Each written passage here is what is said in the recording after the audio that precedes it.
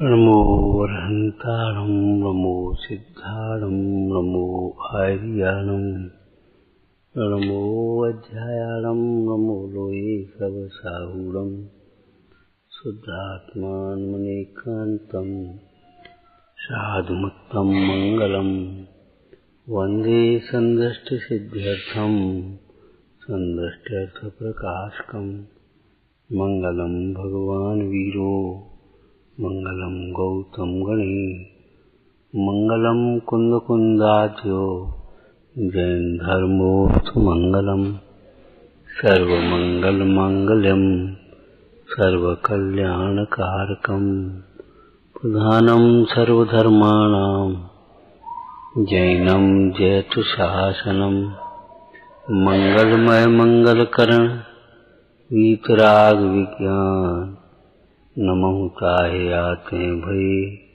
अरहंतादि महान।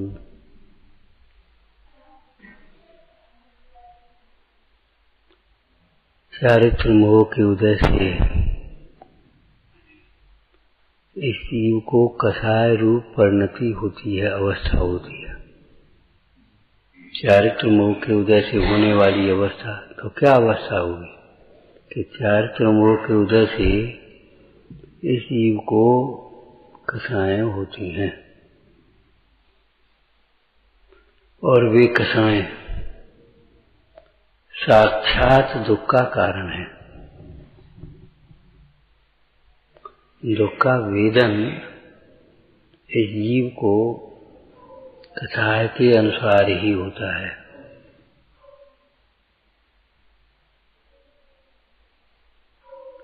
परद्रव्य तो निमित्त मात्र है, मूल कारण तो दुख का कसाय ही है। कसाय कहने में मिथ्यात्व भी अंतर्गर्भित समझ लेना चाहिए। कसाय संबंधी मिथ्यात्व क्या है बताओगे? कसाय संबंधी मिथ्यात्व शब्द बदल गया, दूसरा तो इसका ये आश्रव तत्संबंधी भूल। कसाय को कसाय ही नहीं मानता, मंद कसाय को तो धर्म मानता है। और लौकिक कसाय भी होती है, किसी को अनुशासन कहता है, किसी को शिष्टाचार कहता है, किसी को आवश्यकता कहता। अच्छे अच्छे लोभावने नाम दिए, जैसे क्या है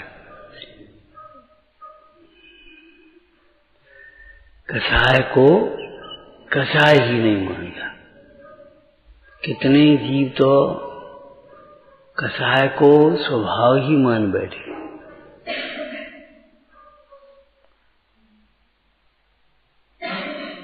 कई प्रसंगों में ऐसी चर्चाएं आपने सुनी पड़ी होंगी। इसका तो आदत है, स्वभाव है क्रोध करने का। बहुत मानी स्वभाव का व्यक्ति है स्वभाव। अरे भाई, पर्याय में मुख्यतः वर्तने से उसी स्वभाव कहा जा रहा है। स्वभाव का अर्थ कुछ समझोगे? यहाँ स्वभाव का अर्थ क्या है? देखो, प्रवचन सार जी का एक वाक्य बोलते हैं, जिनकी हत इंद्रियां जीवित हैं उनका दुख स्वाभाविक जानना चाहिए। पढ़ा भैया? जिनकी हत माने धिक्कारने योग्य इंद्रियां जीवित हैं उनका दुख स्वाभाविक जानना चाहिए। तो दुख स्वाभाविक होता है, तो दुख स्वाभाविक करने का मतलब क्या है? उसे कोई दूसरा दुखी नहीं कर रहा, वह इंद्रियों के माध्यम से परद्रव्यों को जानता है और वहां इष्ट अनिष्ट की कल्पना करके स्वयं ही दुखी होता है। स्वाभाविक का मतलब उसे कोई दूसरा दुखी नहीं करता।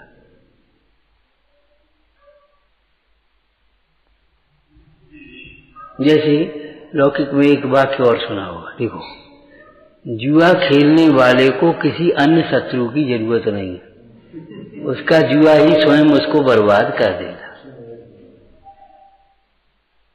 जुआ खेलने वाले को किसी अन्य शत्रु की जरूरत नहीं है कि वो उसको बर्बाद करे आकर, वो जुआ की उस प्रवृत्ति से स्वयं ही बर्बाद कर देता है, हो जाता है। जो इंद्रियों के माध्यम से परद्रव्यों को जानता है तो अपने से च्युत होकर के ही जानेगा। जब वह अपने से च्युत होकर के परद्रव्य को जानेगा तो वहां राग द्वेष बिना कराए होंगे। ध्यान रखना, सम्यक दृष्टि जीव की भी इंद्रिय ज्ञान रूप प्रवृत्ति होती है, परंतु अनंतानुबंधी राग द्वेष भले न हो, शेष अप्रत्यखन प्रत्यखन संबंधी तो राग द्वेष है ना ग्रस्त अवस्था में। एक दृष्टांत प्रवचन साहब जी का और ध्यान रखो। जैसे कौए की आंख दो है और उतली एक है, परंतु वह इतनी जल्दी फिरती है तो ऐसा लगता है दोनों आंखों में। अब भाई जो भी हो, शास्त्र का दृष्टांत हम दे रहे, हमने देखा नहीं उसको नजदीक से सूक्ष्मता से, तो हमारा मतलब ये है इतनी जल्दी फिरती है तो ऐसा लगता नहीं है कि एक में नहीं। ऐसे ही ज्ञान और रागादिक भावों का परिणमन एक साथ होता है। किसी भी पदार्थ को जानेंगे और 1 मिनट नहीं लगेगा, 1 सेकंड नहीं लगेगा, बहुत अच्छा हुआ, ये भैया बहुत बुरा हुआ। किसी भी पदार्थ को मात्र जानते नहीं, जानने के साथ ही अच्छे बुरे की कल्पना होती है उसको। ऐसा हो गया, अरे बहुत बुरा हुआ, नहीं बहुत अच्छा हो गया, ठीक बहुत अच्छा। हम कहते कार्यक्रम होते हैं, अपन सूचना ले दे, कहो भैया कैसा कार्यक्रम हो गया, 2 ही शब्द, बहुत अच्छा हो गया। सवेरे तो हमने एक चर्चा भी की थी, अच्छा माने भीड़ बहुत हो गई, आमदनी बहुत हो गई। अरे भाई अच्छे की ये कोई मापदंड नहीं है, विशुद्धि कितनी बड़ी, हमारी पर से विरक्तता कितनी हुई, ये है धार्मिक आयोजन की अनुष्ठान की सफलता का मापदंड। लेकिन क्या करे बैरात्मा, उस परिणति को तो देखेगा नहीं, तुरंत वो कहेगा बहुत अच्छा हो गया। अगर कोई विघ्न बाधा, कोई परेशानी, अरे क्या, और भीड़ भाड़ नहीं, अरे कुछ नहीं बहुत बेकार, बिल्कुल फेल हो गया कार्यक्रम। मतलब उसके जानने के साथ ही इष्ट अनिष्ट की कल्पना एक साथ जुड़ी। गुणों का जो परिणमन होता है वह एक संग होता है, एक एक गुण का परिणमन है क्रम भावी, एक के बाद एक, एक के बाद एक के बाद। लेकिन अनंत गुणों का परिणमन है सहवर्ती। निमित्त के लिए एक शब्द का प्रयोग होता है ना, सहचर। सहचर माने यहाँ ये हुआ, यहाँ ये हुआ। सह माने साथ में, सहपाठी ऐसे बोलते हैं ना, साथ में पढ़ने वाला है, सहगामी साथ साथ चलने वाला, ऐसे ही सहचर। ज्ञान अपना काम कर रहा, राग अपना काम कर रहा है, ओठ तालु अपना काम कर रही, भाषा वर्गणा अपना काम कर रही है। एक समय में ये चारों सब परिणमन हो रहे हैं और ये जीव क्या मानता मुझे, मैं बोलता हूं।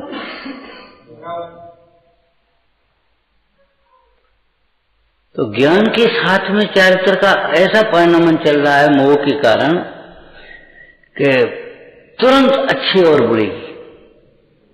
कभी प्रवचन, अरे बेकार प्रवचन हुआ आज, कुछ बैठे बैठे बोर हो गए, बहुत अच्छा प्रवचन हुआ। अच्छे और बुरे की कल्पना तो एक तुरंत रहती है। इसलिए ज्ञान के साथ जो क्रोधाधिक भाव होते हैं उनकी भिन्नता भाषित नहीं होती। स्थूल दृष्टियों को, जैसे टोटरमल जी ने शरीर और आत्मा के संबंध में कहा, शरीर और आत्मा भिन्न हैं, परंतु शरीर और आत्मा के परिणमन में परस्पर निमित्त नैमित्तिक संबंध बहुत है।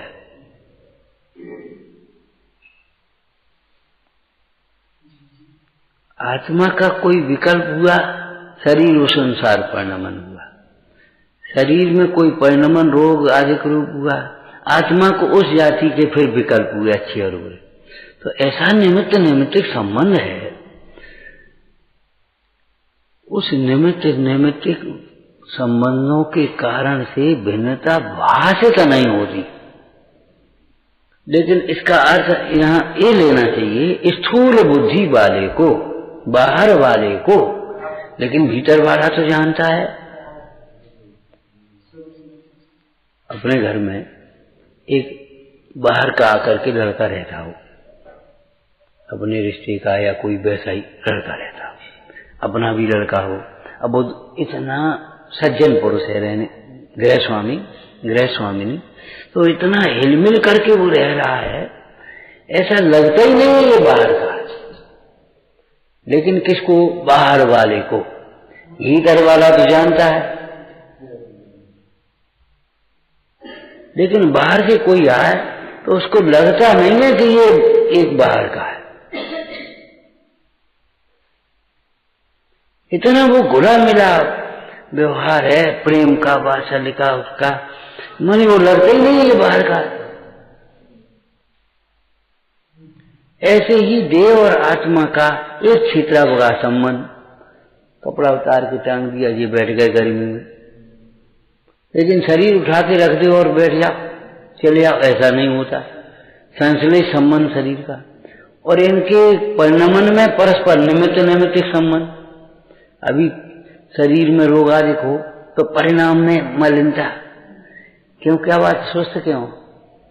क्या कुछ नहीं, जरा दर्द बहुत है।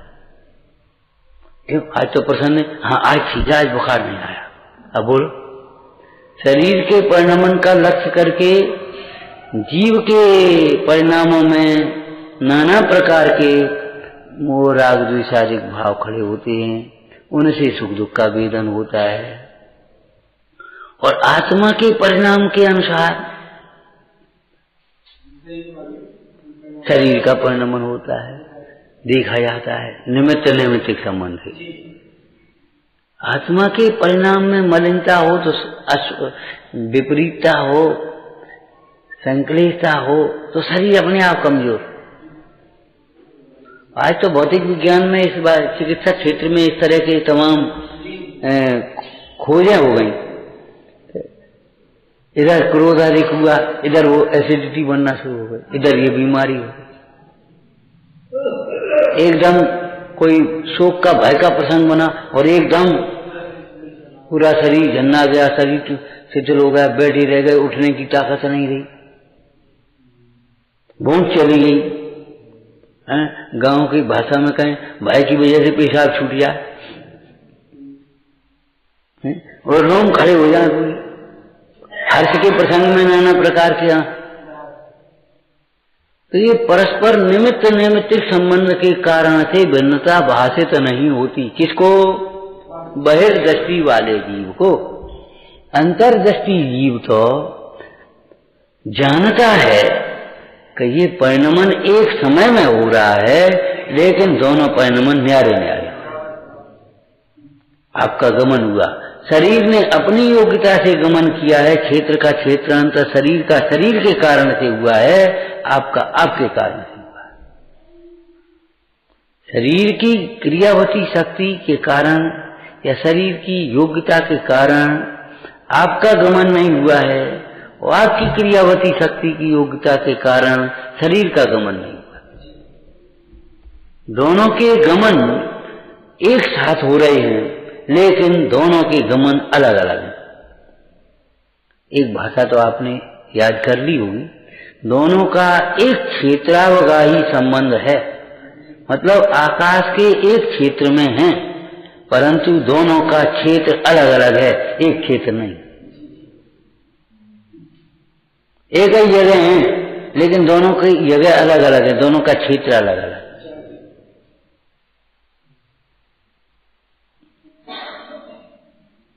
लेकिन निमित्त निमित्त संबंध ऐसा है, आंख बंद कर लो तो नहीं दिखाई दे रहा। ये ज्ञानावरणादि की अवस्थाओं में सब बातें आई। अंधेरा है तो नहीं दिखाई देता, बहुत दूर है तो दिखाई स्पष्ट नहीं देता, शरीर आंख में कोई कमजोरी आया तो वो स्पष्ट नहीं दिख रहा। लेकिन इसका मतलब ये नहीं है कि आंख से दिखता है।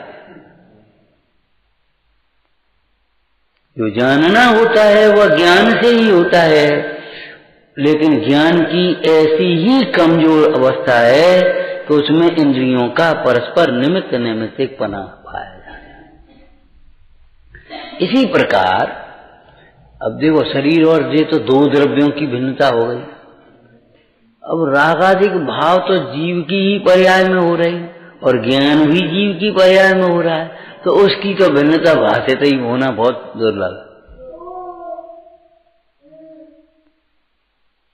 ऐसा लगता है ज्ञान से ही राग होता है, लेकिन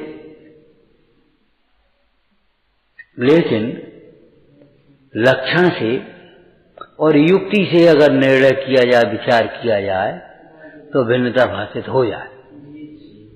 जैसे एक दृष्टांत आपको याद हो, सैनिक के दरबार में दो स्त्रियां आ गईं, एक छोटा बच्चा बोलता था नहीं गोद का, और इतना हिला मिला था कि वो दोनों को माँ माँ माँ, बल्कि दूसरी पे ज्यादा रहता था, अपनी माँ के पास कम रहता था। होता है ऐसा। और सेठ का देहांत हो गया तो दोनों महिलाओं में जमीन जायदाद के प्रति और प्रॉपर्टी के प्रति लड़ाई, उन्हें हमारा बच्चा, उन्हें हमारा बच्चा। अब बच्चा बोल नहीं रहा, करे क्या बता, हिला मिला दोनों से। अब ये कैसे निर्णय हो समझ में ही नहीं आता। तो उन्होंने कहा ठीक है भाई, दोनों का है, हम माने लेते दोनों को और आधा आधा करे देते, अपन आधा आधा ले लो, मतलब जायदाद आधी आधी बांट लो, लड़का आधा आधा कर लो। अब पहचान हो गई तुरंत। जो लड़के की मां नहीं थी उसे तो कोई ममता तो थी नहीं भीतर, नहीं ठीक है बढ़िया है हमें मंजूर। और लड़के की जो मां थी वो टुकड़े कैसे दे गई, उन्हें कि भैया उसी का लड़का है, उसी को दे दो, हम उसी की गोद में देख करके खुशी आएंगे, हमें नहीं चाहिए कुछ भी, और हमारा लड़का। समझ गए लड़का इसका।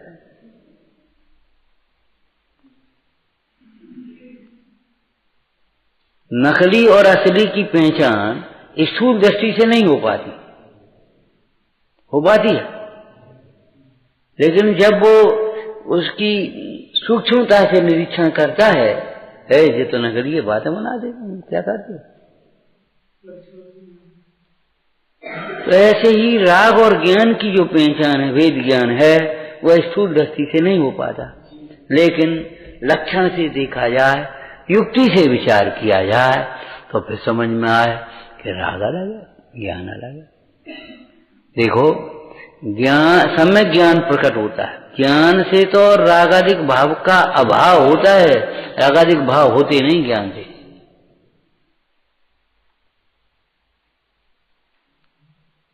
समझ में आया?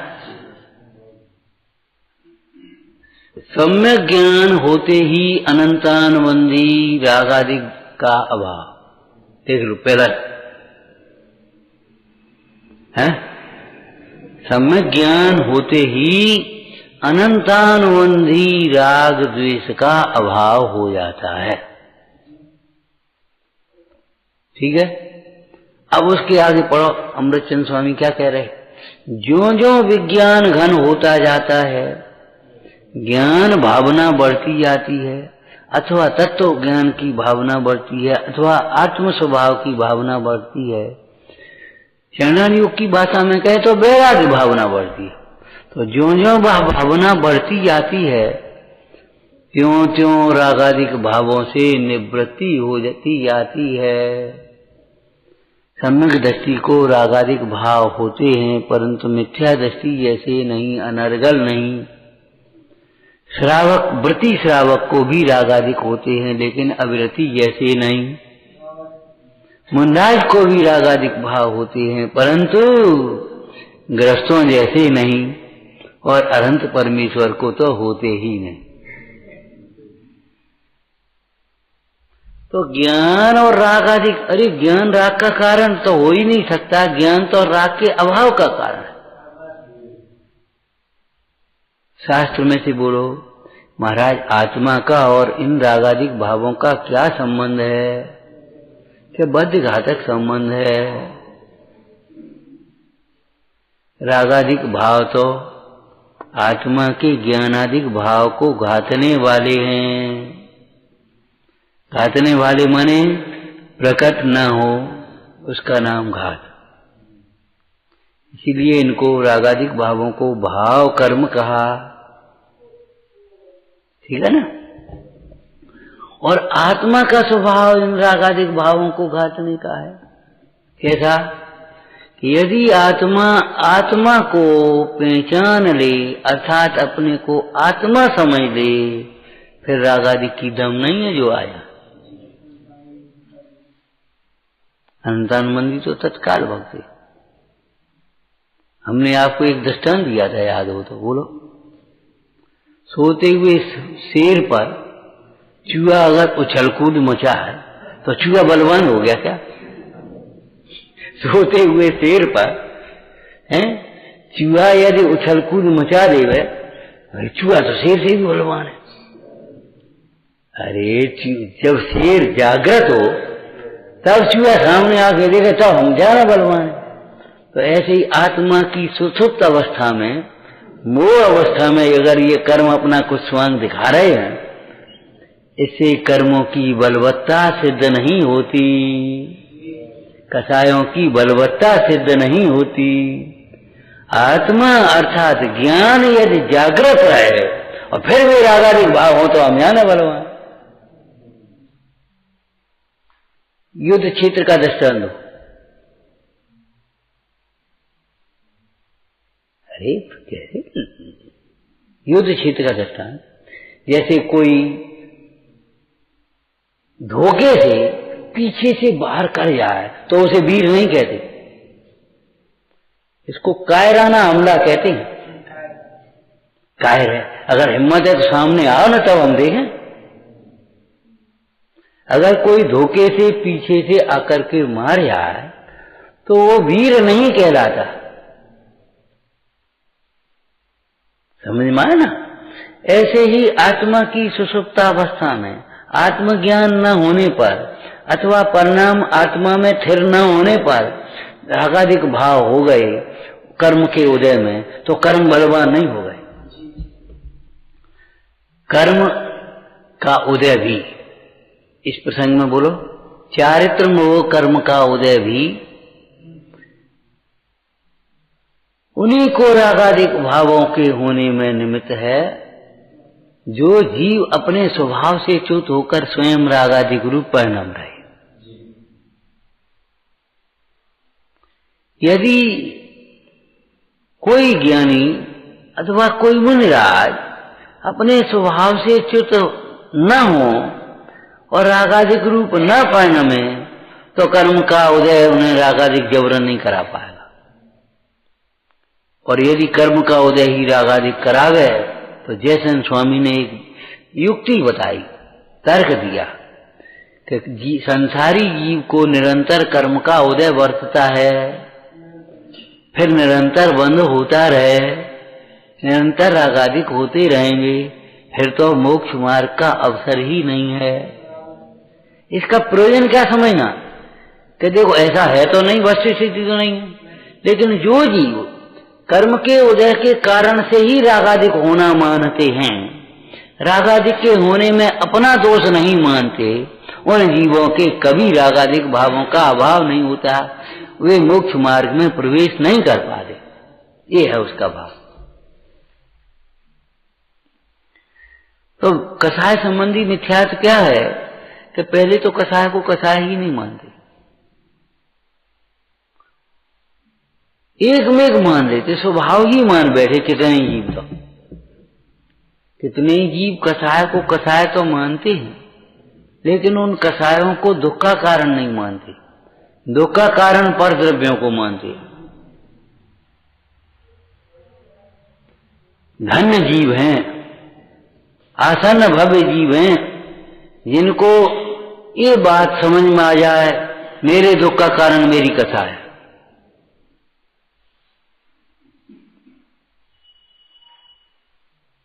कोई धन्य जीव होगा, बिरले जीव होंगे आसन्न भव्य जीव, जिनको ये बात है तो मेरे दुख का कारण मेरी कथा है।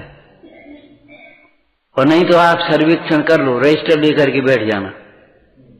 तो भैया कोई कहेगा लड़के की वजह से परेशान, कोई कहेगा लड़की की वजह से परेशान, कोई बहू की वजह से परेशान, कोई नाती की वजह से परेशान, कोई पिताजी की वजह से परेशान, कोई माँ की वजह से परेशान, कोई पड़ोसी की वजह से परेशान, कोई शरीर रोग से परेशान, कोई सरकार से परेशान, कोई किसी से परेशान।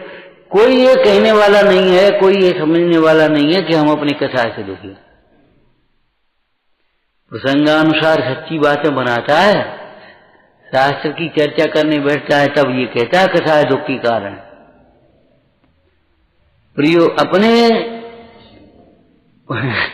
तुम्हारी भाषा बोलने तो प्राइवेट जीवन में है, हाँ वो अलग है मामला।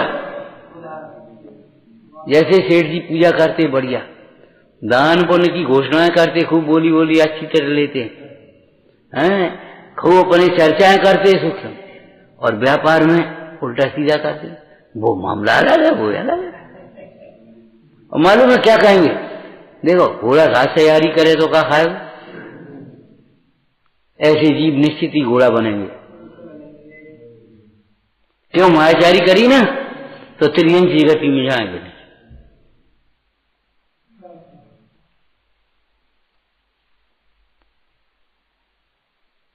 उस जीव को ये समझो, प्रथमान योग का दृष्टांत एक फिर देते। वज्र कौन सा राजा था वो, जंगल में जा रहा था, वज्रकरण, वज्रकरण राजा जंगल में जा रहा ना, अब वो तो शिकार के लिए गया, और जंगल में एक मुंडाज बैठे, तो सुंदर रूप उनको सुहा गया। सुंदर माने गोरा पीरा नहीं, सौम्य रूप। यहाँ सुंदर रूप का अर्थ बोलो, अनंत के स्वरूप की जो चर्चा चल रही थी इसमें से, हाँ बोलो बोलो, वो तो सोम मुद्रा तो उसमें आई है, खैर यहाँ बोलो। अरे भाई याद नहीं रखते,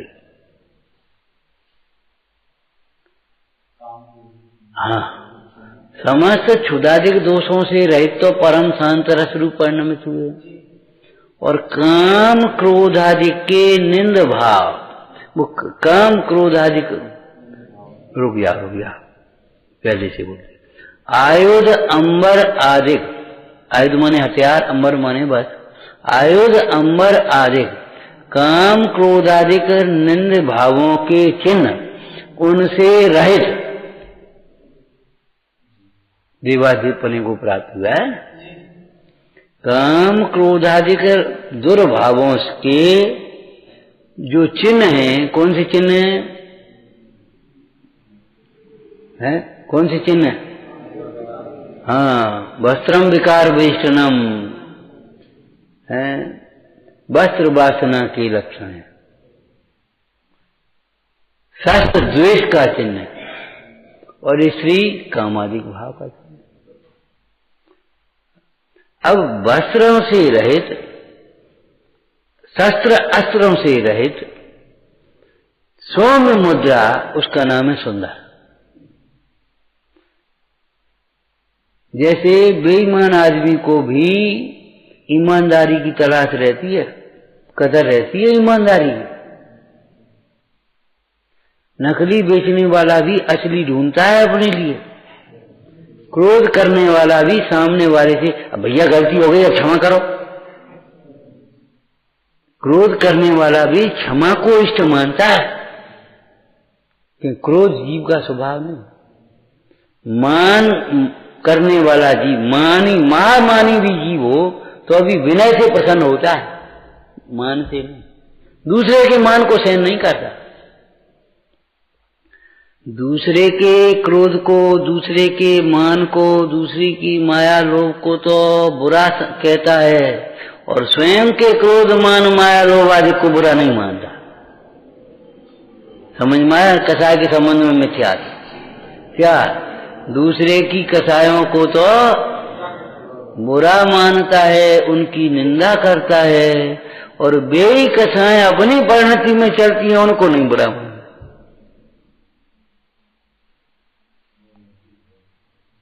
ये है सूक्ष्म बात, मिथ्यात्व। इस मिथ्यात्व वेरी का अंश। कसायों को दुख का कारण मानता नहीं है, कहता तो है शास्त्र के अनुसार, और कहने वाले भी बिरले हैं, प्रायः परिस्थिति जन्य। और जब थोड़ी सी पंडिताई पड़ी, वो क्या कहेंगे? क्या करें, हमारा ही पाप का उदय है, हमारा ही उदय है, हमारा ही उदय है। वो उदय को मानेंगे दुख का कारण, हमारी कथा है, हमारी ही भूल है, हमारी अभिनय है। सवेरे स्वाध्याय हुआ, ये बोले अरे आपके भाग्य से, अरे आपके भाग्य से या आपकी विनय से? ये नहीं बोल पाएंगे।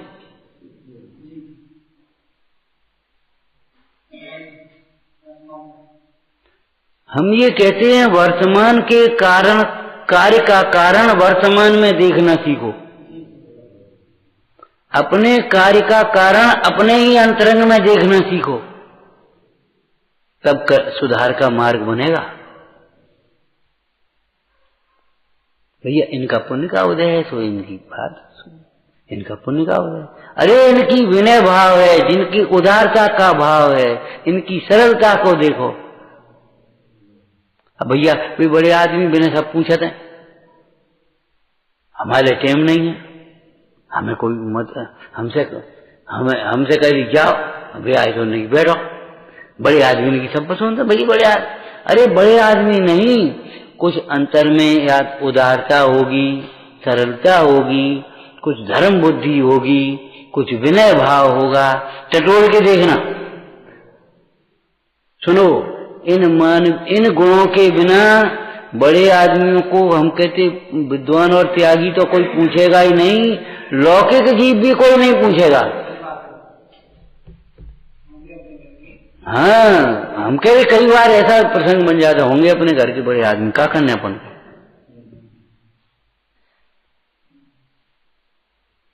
बड़े आदमियों का भी जो आदर होता है वह उनकी उदारता के कारण होता होगा, उनकी धर्म बुद्धि के कारण से होता होगा, उनकी विनय सेवा के कारण होता होगा, उनकी परोपकार भक्ति के कारण से होता होगा।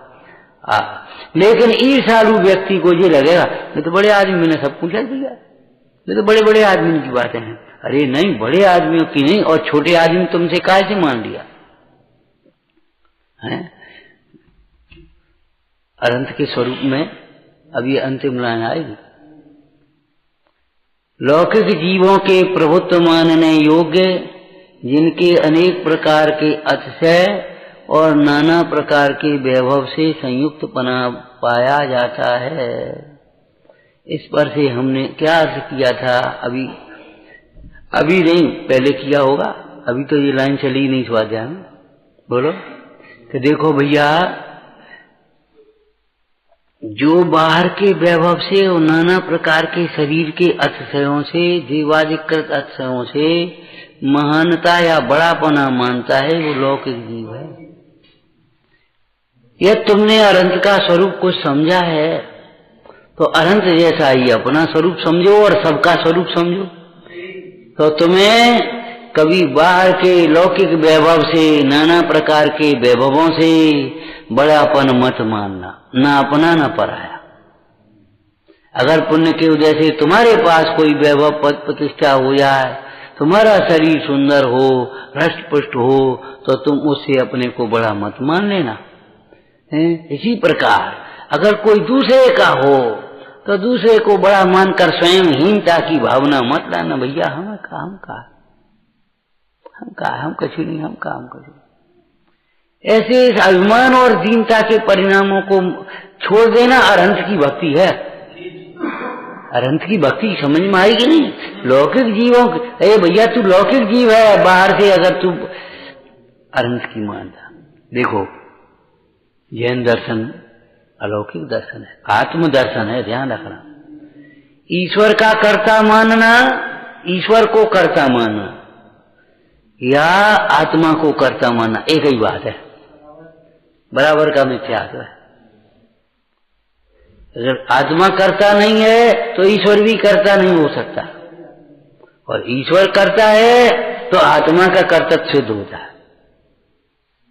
ध्यान रखना, ईश्वर अकर्ता है, बोलो बोलो। अरे बोलते क्यों नहीं भैया, तुम शास्त्री फाइनल में आ गए। ईश्वर अकर्ता है,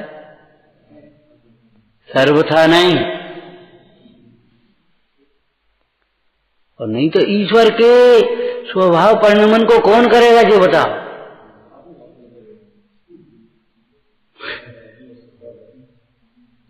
अरे सिद्ध भगवान अपना ज्ञान दर्शन सुख प्रभुता रूप परिणमन कर रहे हैं, उसको कौन कर रहा है? नहीं तुम कर रहे होगे, ईश्वर तो करता है नहीं।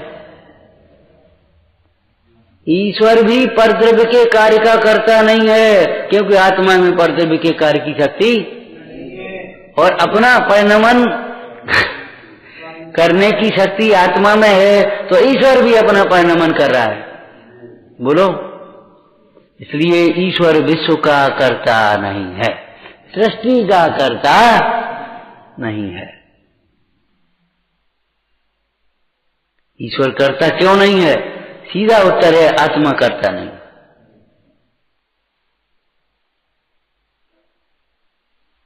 समझ में आया कुछ कि नहीं आया भैया? उपादान कारण सदृश कार्य होता है।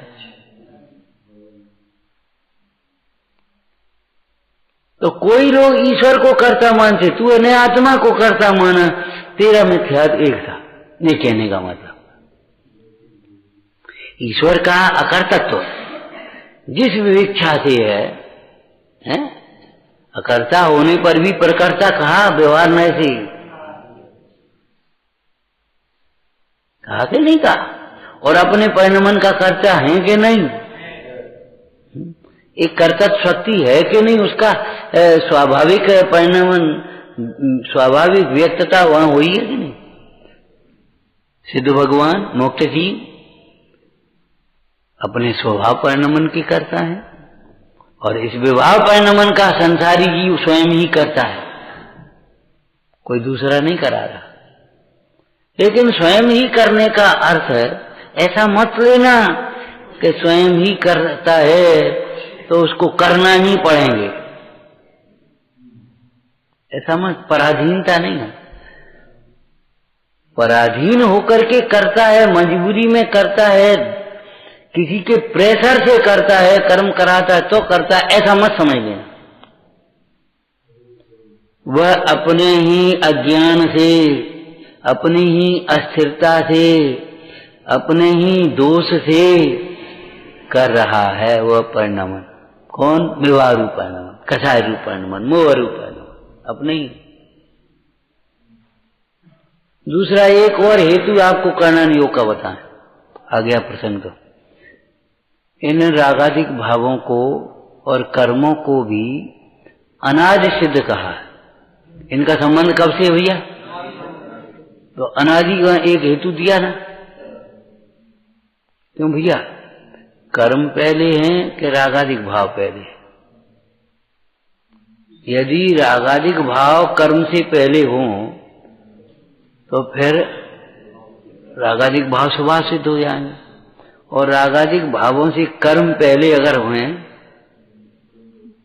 तो फिर बिना रागादिक भाव के कर्म आ कहां से गए, बंद कैसे गए? इसलिए रागादिक भाव भी अनादिकाल से है, कर्म भी अनादिकाल से है। तो फिर कर्म में और रागादिक भाव में हेतु बना कैसे सिद्ध होगा? इतने तरह दोष नहीं आएगा कि नहीं, अनादि में किसी अन्य हेतु की आवश्यकता नहीं। अनादि में किसी अन्य हेतु की आवश्यकता नहीं होती। किसी हेतु की माने किसी अन्य हेतु की। देखो, अहेतुक कहें या स्वहेतुक कहें, ऐसे भी कह सकते हैं। अवश्य कहें या स्ववश कहें, ठीक है ना। एक ही बात समझनी चाहिए विविक्षा भेद से। तो कसाय संबंधी मिथ्या तो एक ये है भूल में कि कसाय की पहली कसाय को कसाई नहीं समझता, दूसरे की कसाय को दुख का कारण मानता, अपनी कसाय को दुख का कारण नहीं मानता। कितने ही जीव कसाय को स्वभाव ही मान बैठे हैं, कितने ही जीव कसाय को परकृत मान रहे, दूसरे के कारण होती है। ये सब के सब कसाय संबंधी मिथ्यात्व हैं, आश्रव तत्व संबंधी भूले हैं।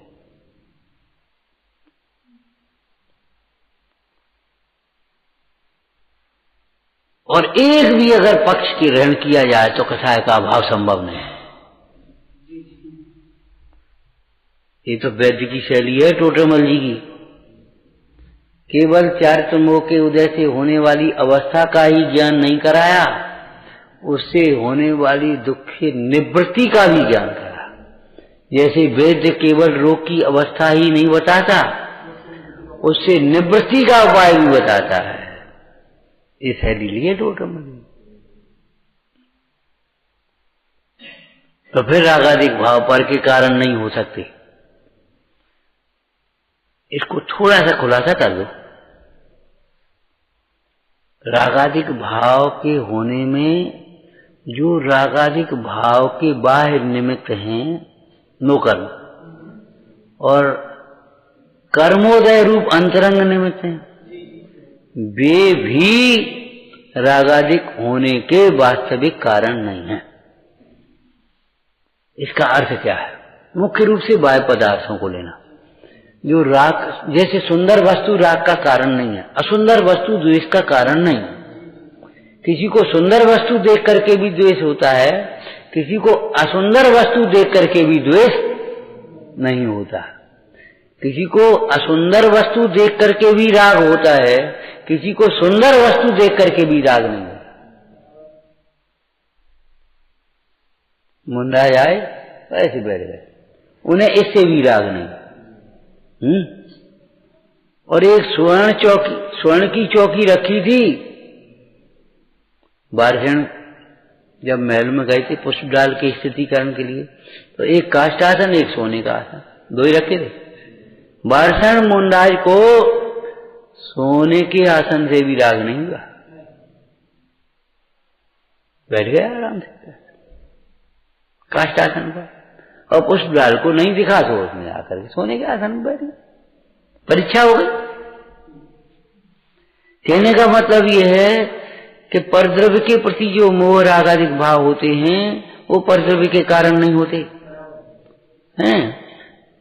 इसका प्रयोजन क्या कहने का? इसका प्रयोजन ये है, जो जीव केवल उन पर पदार्थों को हटाकर या पर पदार्थों से स्वयं हटकर उन रागादिक भाव का अभाव करना चाहता है, उसके भी रागादिक भाव का अभाव नहीं होता है।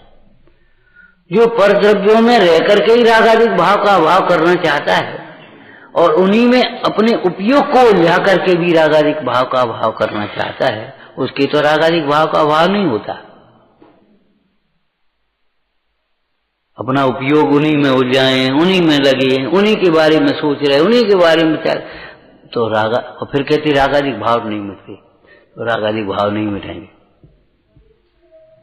लेकिन जो जीव परद्रव्य को हटाकर या परद्रव्य से स्वयं हटकर दूर चले गए, हम ही चले गए, तुम्हें सबको काय को हटाए, हम ही चले गए, एक सबको हटा दे, तो हटो यहां से, तुम सब भग जाओ सब।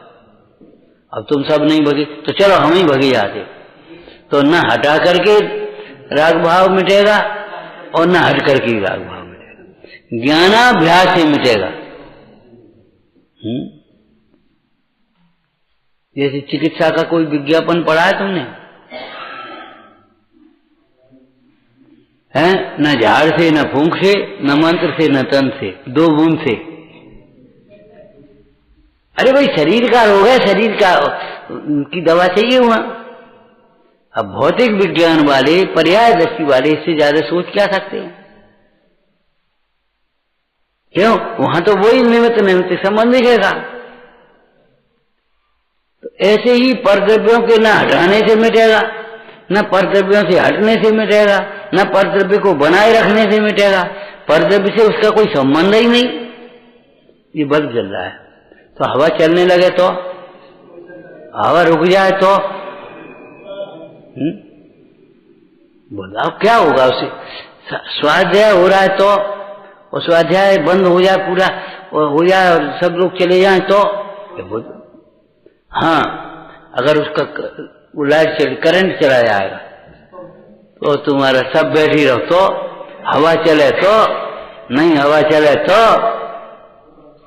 जिसका जिससे कारण कार संबंध होता है, आधार आदि संबंध होता है, उसके अभाव होने पर उसका अभाव होता है और इसके होने पर वह होता है। इससे सिद्ध हुआ ज्ञान के होने पर ये कसाएं नहीं होती, ज्ञान के मिटने पर कसाएं नहीं मिटती। माने तत्संबंधी ज्ञान उपयोग हटा लिया उधर से तो कसाएं नहीं मिटती। तो इससे क्या सिद्ध होगा? ज्ञान से कसाय का संबंध है, बल्कि ऐसा संबंध है कसायों के मिटने से ज्ञान खिलता है। कसायों के मिटने से ज्ञान खिलता है और कसायों का संपूर्ण अभाव होने पर ही केवल ज्ञान, अनंतानुबंधी कसाय मिटने पर सम्यक ज्ञान होता है और सर्व कसायों के मिटने पर केवल ज्ञान होता है। कसाय के कारण से तो न ज्ञान होता है, केवल ज्ञान की तो बात ही नहीं, सम्यक ज्ञान भी नहीं होता। तो चारित्र मोह के उदय से होने वाली अवस्था, इसका अर्थ क्या समझना? स्वभाव से नहीं हो रही है अवस्था। इसको मिटाने के लिए तुम स्वभाव का ज्ञान करोगे, स्वभाव का लक्ष्य करोगे तो ये कसाएं मिटेंगी। बिना ज्ञानाभ्यास के जंगल में चले जाओ तो भी नहीं मिटेंगी, उपवास करो तो भी नहीं मिटेंगी, तपस्या करो तो भी नहीं मिटेंगी, ज्ञानाभ्यास करने पर ही मिटेंगी। अच्छा तो ठीक है, खूब पढ़ो लिखो, अपने तपस्या आदि की कोई जरूरत नहीं और त्याग की कोई जरूरत नहीं, कहीं को अपने आराम से जी तो बस हो गई कथा। क्या कहा भैया? कसाय के बाह्य निमित्तों को भी छोड़ने की बात है, लेकिन कसायों के बाह्य निमित्तों को छोड़ने मात्र से भी ज्ञानाभ्यास के बिना कसाय, इसलिए प्रबल कारण अंतरंग कारण तो ज्ञानाभ्यास है, ये समझना चाहिए। क्यों? कसायों की चर्चा भी कसायों के अभाव के लिए है, कसायों की चर्चा भी कसायों के अभाव के लिए है। इसलिए कसाएं कैसे मिटें, इस बात पर मुख्य रूप से लक्षण, और ये मोक्ष मार्ग में ही नहीं लौकिक क्षेत्र में भी है।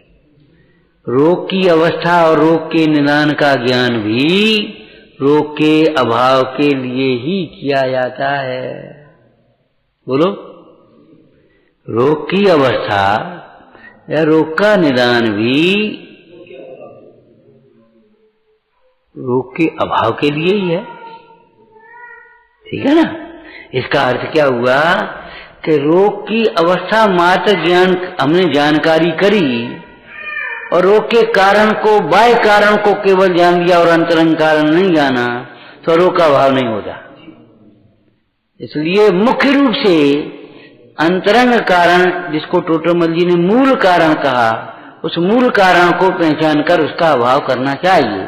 इसलिए कसायों के मूल कारण अज्ञान भाव को कहा। क्यों? अज्ञान भाव का अभाव होने पर, ज्ञानाभ्यास करने पर कसाएं मिटती ही मिटती हैं और ज्ञानाभ्यास किए बिना कसाएं नहीं ही मिटती हैं। इसलिए अज्ञान को मूल कारण कहा। वो भी सहचर कारण है, वो ज्ञान नहीं, वो ज्ञान का अज्ञान काय की पर्याय, और ये कसाएं चारित्र की पर्याय, दो गुणों का है ना। इसलिए परस्पर अविनाभावी कारण है। मूल कारण तो योग्यता है, लेकिन योग्यता को यहाँ मुख्य क्यों नहीं किया कि योग्यता के भरोसे बैठे रहोगे तो कसाएं नहीं मिटेंगे। मोक्ष मार्ग में प्रयोजन परक कथन है कि तुम योग्यता के भरोसे बैठे रहो, हैं तो कथाएं नहीं मिलेंगी। क्या करोगे?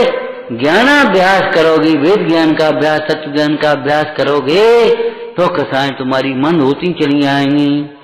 और वेद ज्ञान करते हुए जितने अंशों में स्वभाव का आश्रय होगा अथवा विज्ञान घन होगा उतने अंशों में कथाएं मिटती आएंगी। इसलिए यही कारण सब मुख्य करना हमारा कर्तव्य है, अज्ञान कथाओं का कारण। जैसे पंच समवायों में पुरुषार्थ को मुक्त किया, कहीं कहीं कथन में काललब्धि को भी मुक्त करेंगे।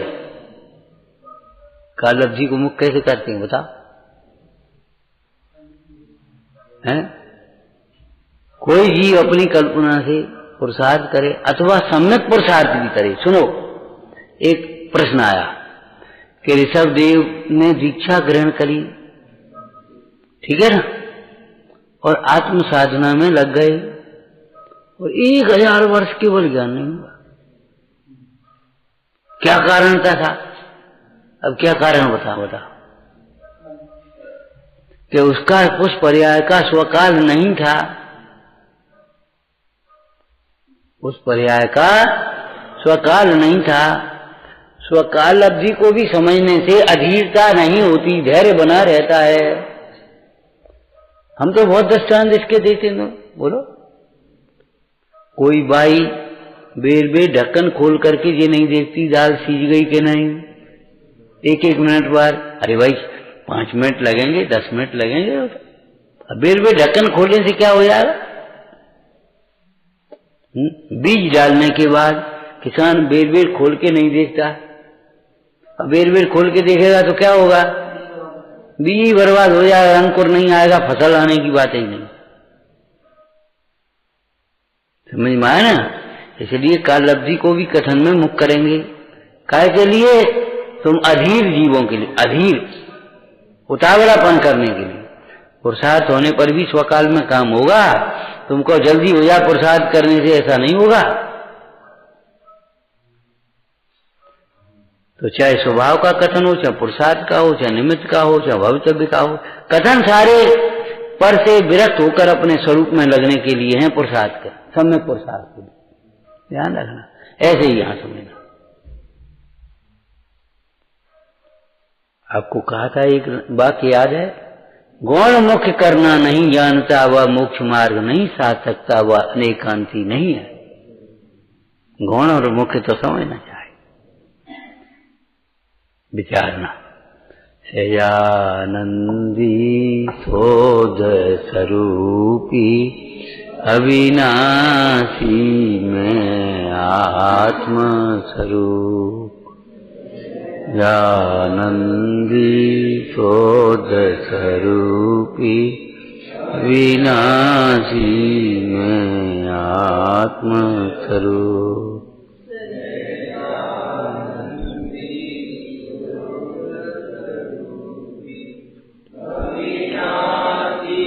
मैं आत्म स्वरूप